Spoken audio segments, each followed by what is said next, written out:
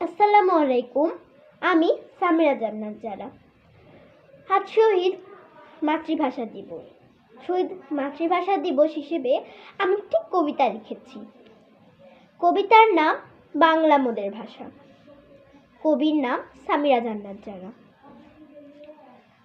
বাংলা আমার মাতৃভাষা, বাংলা মোদের ভাষা। এই ভাষাতেই বলি মোরা, এই ভাষাতেই যাওয়া। রক্তের স্রোতে বয়ে যায় নদী, রক্তের স্রোতে দেশ। বাংলা মোদের গর্ভ যেথা, বাংলা মোদের ভাষা। ভাষার জন্য প্রাণ দিয়েছে সালাম, রফিক, শফিক।